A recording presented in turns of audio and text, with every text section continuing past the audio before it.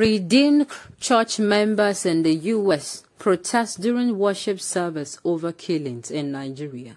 Welcome to the news, and please subscribe to our channel. The Rccg members accused their own church of colliding with the Nigerian government to wipe out Yoruba and Igbo from the country. Now the news in detail. Some members of the Redeemed Christian Church of God, Rccg, staged a surprise protest during a service at one of the church branches in New Jersey, the United States. One of them, Dr. Seyi Adesanya, who expressed displeasure at the way Nigeria was being governed, shouted, "Say no to Fulani government," repeatedly. In a viral video obtained by Sahara reporters, a woman could be heard talking over the public address system, persuading the protesters to take things easy. The Rccg members accused their own church of colluding with the Nigerian government to wipe out Yoruba and Igbo from the country. "You are co-conspirators. Rccg are co-conspirators. We are Yoruba and Igbo here. They are killing our people, but will not take this no more. Nonsense," one of them said.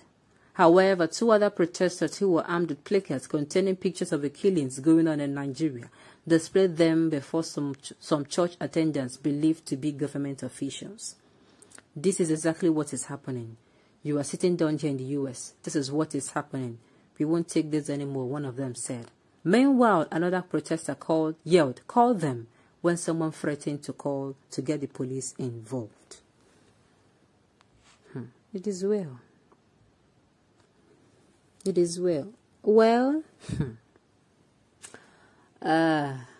even those outside are seeing the evil in this in this country.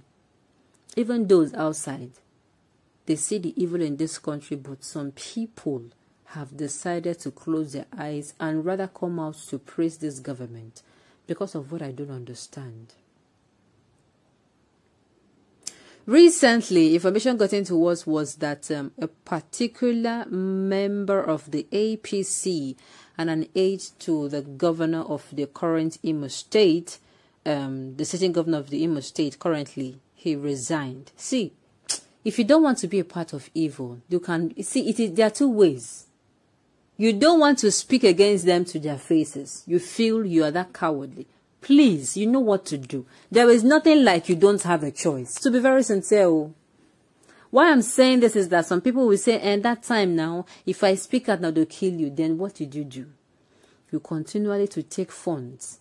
Do you know the funds you take? They are people's blood and people's tears. People who were slaughtered. People who were massacred. Do you know that? For you to come out and say something is wrong, right when it is wrong, like, it is the height of it all. The thing is, I keep saying it, it is not until you carry gun. If you're somebody who is, you use your mouth to, how am I going to put it now? It is not until you carry gun, you carry knife, and you stab someone, that is when you are going to be such a killer. Or you borrow somebody your knife to kill somebody, or you borrow somebody your gun, or you borrow somebody money to get the gun to kill somebody, knowingly. It is not when you are an accomplice to evil. Keeping quiet, number one.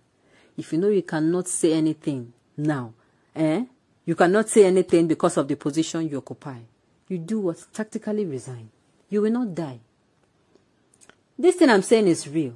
And if you think that you keeping quiet, you are not anywhere, you're sitting on the fence. Do you know what? You see, it is written in the Holy Book that there will be time that if father's crime, the children will bear it. To be sincere, it is written there. If you are closing your mouth and you are saying, "I don't want to say A or B because why? They will kill me." Just know that if they kill you today, they will not kill you tomorrow. It is either you resign now. I don't know if I'm making sense. Before you come out and you say, you don't want to say anything, they are threatening you, just resign. Resign and leave. Resign and disappear. Make sure you are resigning. You're not resigning. How am I going to put it now? Let's say, for instance, you are in APC and you want to go to the PDP. If you do that, of course, they are going to come for you. Just go low, quietly. Because the more you keep quiet and you are there and they keep doing these things, You are an accomplice. There is no two ways about it. Whereas one pastor in Nigeria tortured, arrested, and detained members for putting on a dress of their choice to church. It's well, oh. It is well. But those in the same church with them in Nigeria are busy singing praises for APC government, warming up to support Tinubu, shameless people. This is it. Two churches, one is in Nigeria that you are feeling the heat. One is outside Nigeria that is not feeling the heat. The one outside Nigeria that is not feeling the heat is now the one saying the truth. Who did this thing to us? Who did this thing to us? Is it not, as in, this thing, you hear it and you be like, The one that is outside Nigeria that is not feeling the heat is now protesting for the one in Nigeria that is feeling the heat. It has gotten to that. It has gotten to that extent. Good morning, preach the gospel truth through every church in Nigeria. Forget all this. Forget all this GO.